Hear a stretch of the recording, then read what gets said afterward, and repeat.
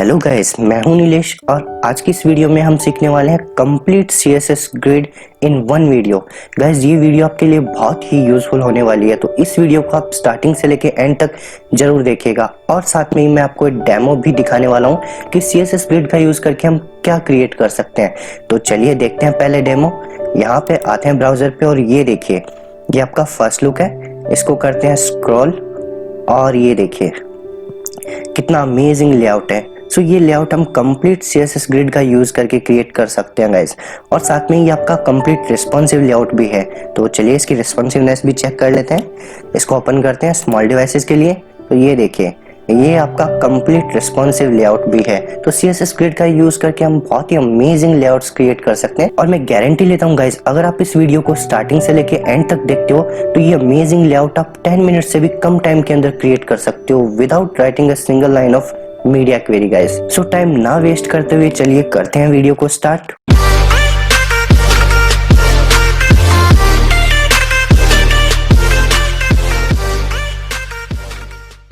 यहाँ पे मैं एक बात और बताना चाहूंगा गाइज आपको कि HTML और CSS से रिलेटेड मैंने बहुत सारे प्रोजेक्ट्स क्रिएट कर रखे हैं। अगर आप बिगिनर्स हैं या एडवांस लेवल पे सीखना चाहते हैं तो एक बार आप इन प्रोजेक्ट्स को विजिट जरूर करिएगा। और गाइज चैनल को सब्सक्राइब जरूर कर देना। यहाँ पे मैंने सब्सक्राइबर हाइड कर रखे हैं क्योंकि गाइज अभी तक मेरे 1 के सब्सक्राइबर कंप्लीट नहीं हुए हैं। तो जल्दी से जल्दी यार 1 के सब्सक्राइबर कंप्लीट करवा दो ताकि मैं भी यहाँ पे आपको अपने सब्सक्राइबर शो कर सकूं। यहाँ पे मैंने W3 स्कूल्स ओपन कर रखा है। ये देखिए वेबसाइट है।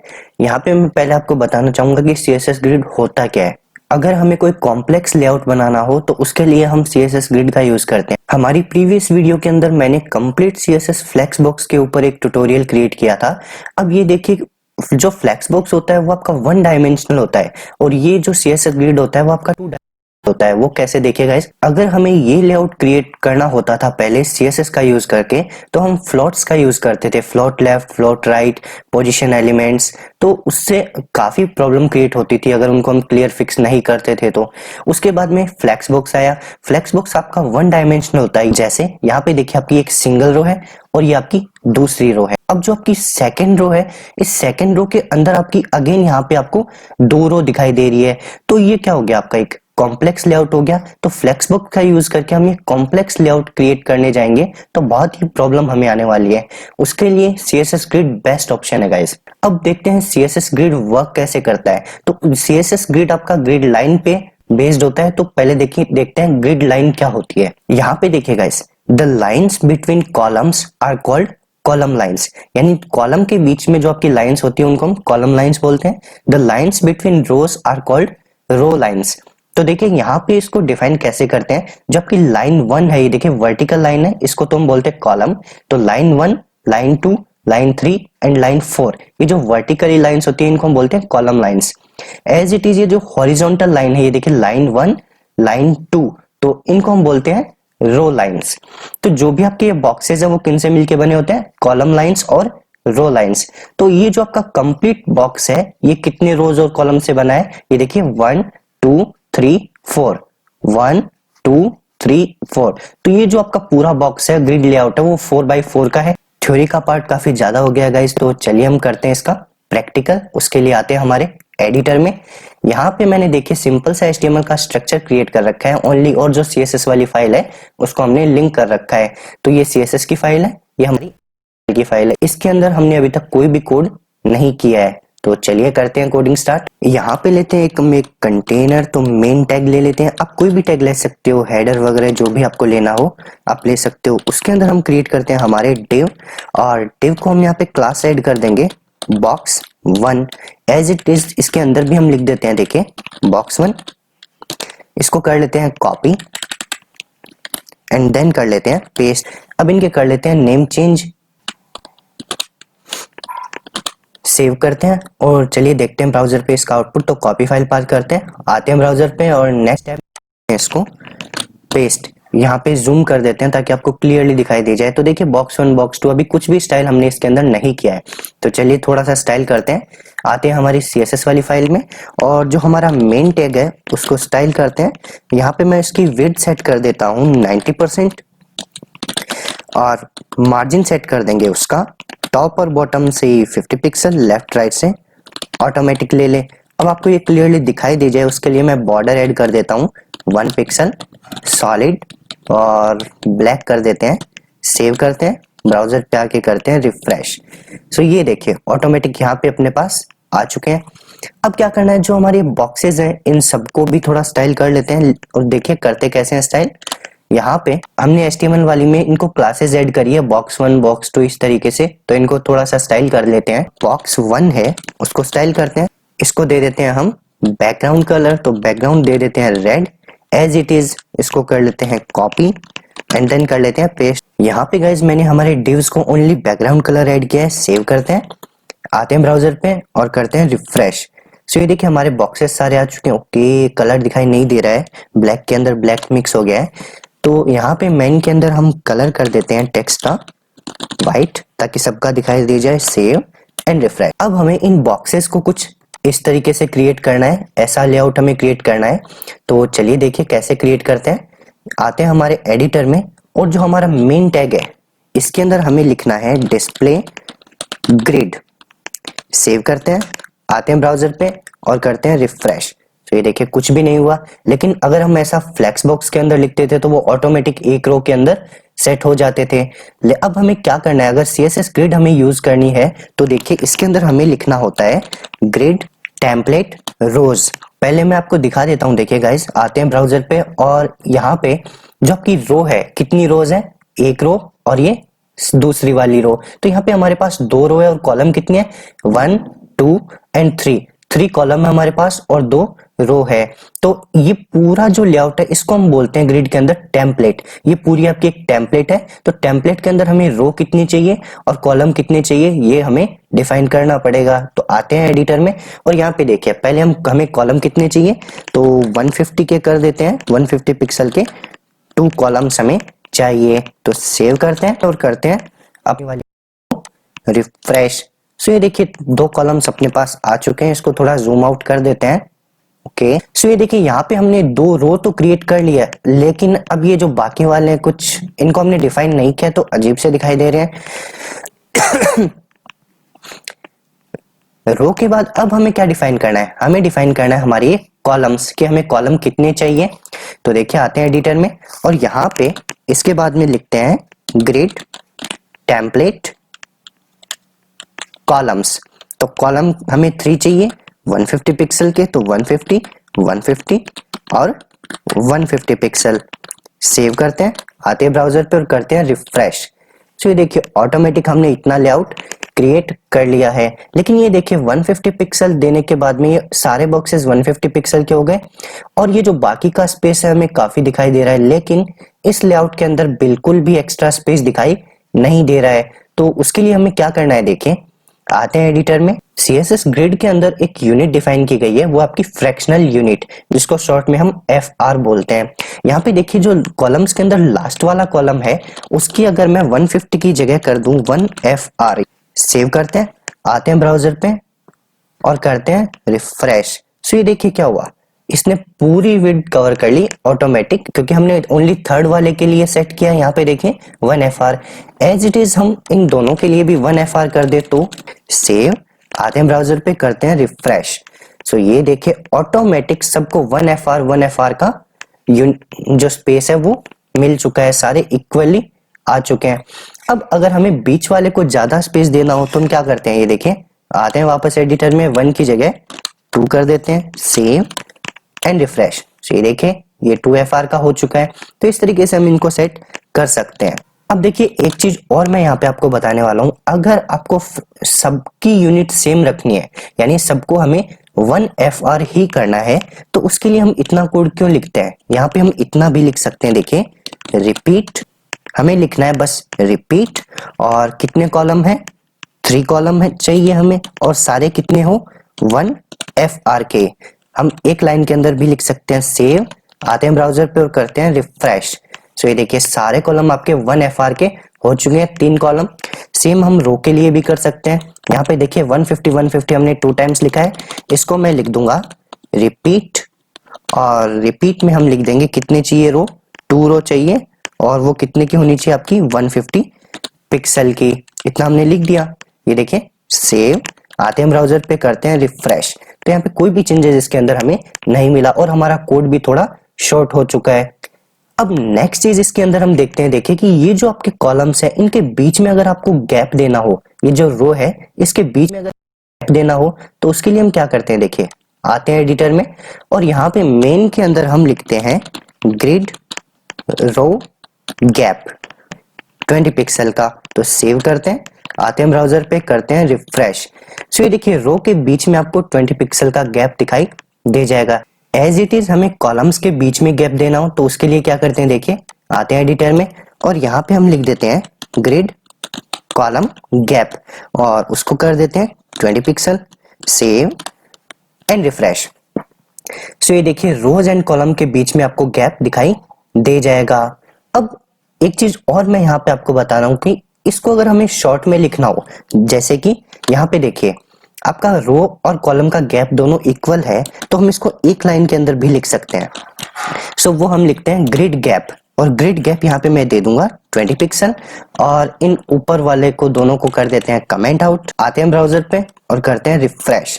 तो ये देखिए ऑटोमेटिक उतना ही गैप आपका मेंटेन है। हमने सिर्फ क्या लिखा है, ग्रिड गैप। तो ये शॉर्ट प्रॉपर्टी हो गई, हमें 2 बार नहीं लिखना पड़ा, इजी वे में हमने इन दोनों को गैप दे दिया है। नेक्स्ट बात करते हैं, देखिए यहाँ पे अगर आपको ये जो 5 वाला कॉलम है ये हमें चाहिए सेकंड पोजीशन पे, तो उसको कैसे लेके आते हैं, इसकी पोजीशन कैसे चेंज करते हैं वो देखें। हमने स्टार्टिंग में देखा था कि जो ग्रिड लेआउट है वो लाइंस पे डिपेंड करता है। तो ये जो रो है वो स्टार्ट कहाँ से हो रही है, फर्स्ट लाइन, और खत्म कहाँ है, सेकेंड लाइन। हमें इस रो के अंदर लेके आना है तो चलिए लेके आते हैं 5 वाले को। तो जो बॉक्स 5 हमने क्रिएट किया है इसके अंदर हमें लिखना है ग्रिड रो स्टार्ट। तो ग्रिड रो स्टार्ट कहां से करनी है, हमें फर्स्ट से करनी है और आगे इसको एंड कहां करना है, ग्रिड रो एंड, एंड हमें करना है 2 पे। सेव, आते हैं ब्राउजर पे और देखिए यहाँ पे स्टार्ट हमें 1 से करना है और खत्म का करना है 2 पे। यहाँ पे देखिए जैसे ही मैं करता हूँ इसको रिफ्रेश तो ऑटोमेटिक जो हमारा बॉक्स 5 है वो फर्स्ट वाली रो के अंदर आ चुका है। अब हमें इसको लेके कहाँ जाना है, यहाँ पे सेकंड वाली पोजीशन पे।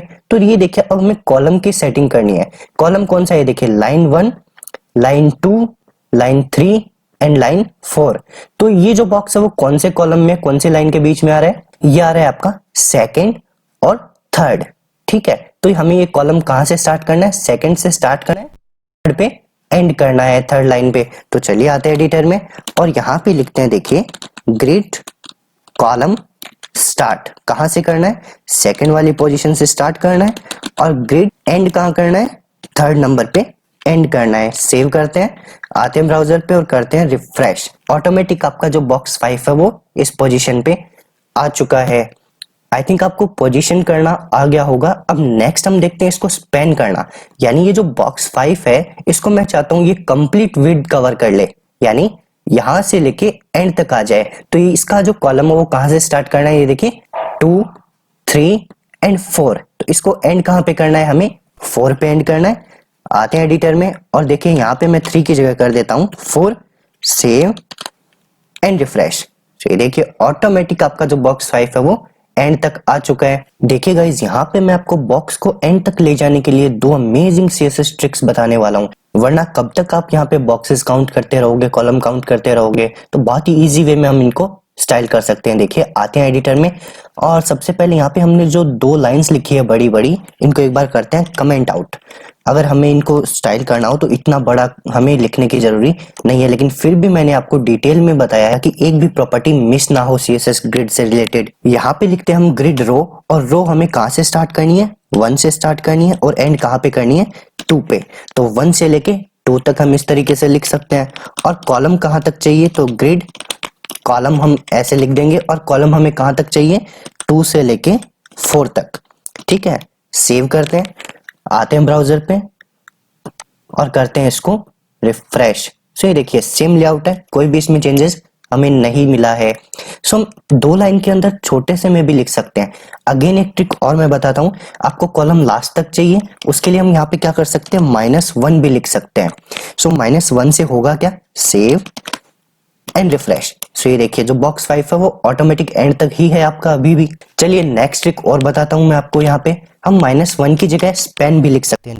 पेन लिखना है और हमें कितने कॉलम को स्पेन कराना है, ये देखिए 1 एंड 2, तो 2 कॉलम को हमें स्पेन कराना है। तो यहाँ पे लिख देंगे स्पेन 2। सेव करते हैं, आते हैं ब्राउजर पे, करते हैं रिफ्रेश। सो ये देखिए ऑटोमेटिक हमारा जो बॉक्स 5 है अभी भी उसी पोजीशन पे है। तो इन ट्रिक्स का यूज करके हम इजीली किसी भी बॉक्स को एंड तक ले जा सकते हैं, उसको एडजस्ट कर सकते हैं। तो यहाँ पे मैं वापस एक बार -1 ही कर देता हूँ, सेव करते हैं और करते हैं इसको रिफ्रेश। सो ये देखिए ऑटोमेटिक इतना अभी हमारा सेट है। अब नेक्स्ट हम क्या करते हैं, देखिए जो हमारा बॉक्स 2 है उसकी विड्थ बढ़ाते हैं। मैं चाहता हूं कि जो हमारा बॉक्स 2 है वो कंप्लीट विड्थ कवर कर ले। आते हैं एडिटर में, जो हमारा बॉक्स 2 है इसके अंदर लिखते हैं ग्रिड कॉलम, क्योंकि रो हमें कोई सेट नहीं करनी है क्योंकि हमें वो सेकंड रो में ही चाहिए, तो ग्रिड रो से मतलब नहीं है। तो ग्रिड कॉलम यहाँ पे हम सेट करते हैं। देखिए फर्स्ट से चाहिए, यानी स्टार्टिंग से चाहिए, फर्स्ट लाइन से चाहिए कॉलम, और कहां तक चाहिए, फर्स्ट, सेकंड, थर्ड, फोर्थ। तो आप 1/4 कर सकते हो या 1 से लेके -1 कर सकते हो। तो -1 करना इजी है, सेव एंड रिफ्रेश। सो ये देखिए हमारा जो कॉलम है वो कंप्लीट विड्थ कवर कर चुका है। एक प्रॉब्लम आपको दिखाई दे रही होगी, यहाँ पे जो आपके अनदर बॉक्सेस हैं वो नीचे चिपक चुके हैं और इनकी कोई भी विड्थ हाइट हमें दिखाई नहीं दे रही है। यहाँ पे हमने 2 रोज को ही हाइट दी थी 150 पिक्सल। स्टार्टिंग में हमने ये देखिए मेन के अंदर स्टाइल किया था कि ग्रिड टेम्पलेट रोज हमें कितनी चाहिए, 2 रो चाहिए 150 के लिए। तो इसको हम बोलते हैं एक्सप्लिसिट ग्रिड। अब इम्प्लिसिट क्या होता है, जिसको हमने डिफाइन नहीं किया हो उसको हम बोलते हैं इम्प्लिसिट। तो यहाँ पे जो बॉक्स 3, बॉक्स 4, बॉक्सेस ये नीचे दिखाई दे रहा है, ये आपकी इम्प्लिसिट ग्रिड है, यानी इसको हमने डिफाइन नहीं किया है। स्टार्टिंग में हमें 2 रो चाहिए थी तो हमने 2 रो के अकॉर्डिंग ही स्टाइल किया है, लेकिन अब हमें कोई भी अनदर डिव ऐड करना पड़ गया हो किसी भी सर्कमस्टांसेस के लिए, तो अब जो हमारा लेआउट है उसको हम कैसे स्टाइल करें, तो उसके लिए बहुत ही सिंपल सी प्रॉपर्टी CSS ग्रिड के अंदर है। देखिए गाइस, आते हैं एडिटर में और यहाँ पे इसके अंदर हमें लिख देना है ग्रिड ऑटो रोज, और ऑटो रोज की हम हाइट सेट कर देते हैं यहाँ पे, सॉरी 150 पिक्सल। सेव, आते हैं ब्राउजर पे और करते हैं रिफ्रेश। सो ये देखिए जो आपके बॉक्सेस हैं उनकी हाइट सेट हो चुकी है ग्रिड ऑटो रोज का यूज करके। अब एक चीज और मैं आपको यहाँ दिखाना चाहता हूँ कि अगर यहाँ पे हमारे पास 6 बॉक्सेस हैं, यहाँ पे मैं इसको करता हूँ कॉपी, ये देखिए 2 बॉक्सेस को, और अगेन इसके बाद में कर लेते हैं पेस्ट। सेव, आते हैं ब्राउजर पे और करते हैं रिफ्रेश। सो ये देखिए ऑटोमेटिक क्या हुआ, जो आपका बॉक्स है उसकी हाइट 150 पिक्सल ऑटोमेटिक ये ले लेता है, तो बार बार हमें इसको स्टाइल नहीं करना पड़ता है। तो ग्रिड ऑटो रोज आपको समझ में आ गया होगा। कंट्रोल Z कर लेते हैं वापस, सेव एंड रिफ्रेश। नेक्स्ट चलते हैं हम रेस्पॉन्सिव लेआउट की तरफ। आते हैं हमारे एडिटर में और CSS वाली फाइल में आने के बाद हमने जितने भी ये चेंजेस किए हैं इनको कर देते हैं कमेंट आउट एक बार, और स्टार्टिंग वाली पोजीशन पे वापस आ जाते हैं। अब देखिए हम 2 प्रॉपर्टी की बात करते हैं, मिन कंटेंट और मैक्स कंटेंट। वो क्या होता है देखिए, बहुत ही सिंपल वे में मैं आपको समझाने वाला हूँ। यहाँ पे आते हैं एडिटर में और HTML वाली फाइल में आने के बाद में जो बॉक्स 1 है उसके अंदर मैं एक बार डमी टेक्स्ट ऐड कर देता हूँ। सो यहाँ पे मैंने एक बार डमी टेक्स्ट लिख दिया है, please subscribe my channel Nilesh दादीज। सेव करते हैं, आते हैं ब्राउजर पे और करते हैं रिफ्रेश। सो ये देखिए यहाँ पे आपका जो टेक्स्ट है वो इतना आ चुका है। तो आते हैं एडिटर में और यहाँ पे देखिए जो ग्रिड टेम्पलेट कॉलम है इसके अंदर मैं प्रॉपर्टी यूज करने वाला हूँ मिन कंटेंट। तो मैं लिखता हूँ मिन कंटेंट, सेव करते हैं, आते हैं ब्राउजर पे और करते हैं रिफ्रेश। सो ये देखिए क्या हुआ, यहाँ पे जो भी आपका बॉक्स है उसकी विड्थ जो आपका कंटेंट है उसके अकॉर्डिंग सेट हो गई। कंटेंट में भी कौन सा, जो देखिए आपका सबसे बड़ा वर्ड है तो इसके अंदर बड़ा वर्ड है दादीज, तो जो इस बॉक्स की विड्थ है वो दादीज के अकॉर्डिंग सेट हो चुकी है। सो ये होता है आपका मिन कंटेंट। अब दूसरा देखते हैं इसके अंदर हम मैक्स कंटेंट। तो देखिए मिन कंटेंट की जगह हम लिख देते हैं यहाँ पे मैक्स कंटेंट। सेव, आते हैं ब्राउजर पे, करते हैं रिफ्रेश।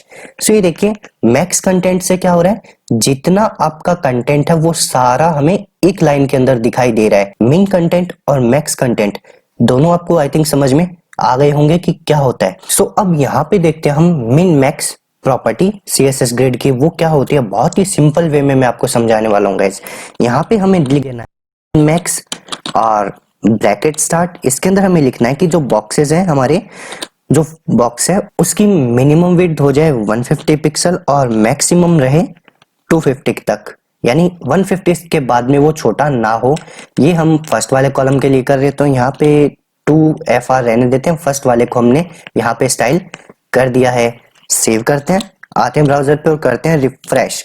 तो ये देखिए यहाँ पे इसकी जो विड्थ है वो 150 मिनिमम रहेगी और मैक्सिमम 250 रहेगी। इसको मैं स्मॉल डिवाइसेस में ओपन करता हूँ, तब आपको क्लियरली समझ में आ जाएगा। यहाँ पे देखिए गाइस, जैसे करते हैं हम स्क्रीन के साइज को छोटा, तो ये देखिए बाकी सारे डिव आपके छोटे होते रहेंगे, लेकिन ये जो फर्स्ट वाला डिव है 150 के बाद में बिल्कुल भी आपको छोटा दिखाई नहीं देगा, यानी इसकी विड्थ है वो आपकी 150 रह जाएगी फर्स्ट वाले कॉलम की।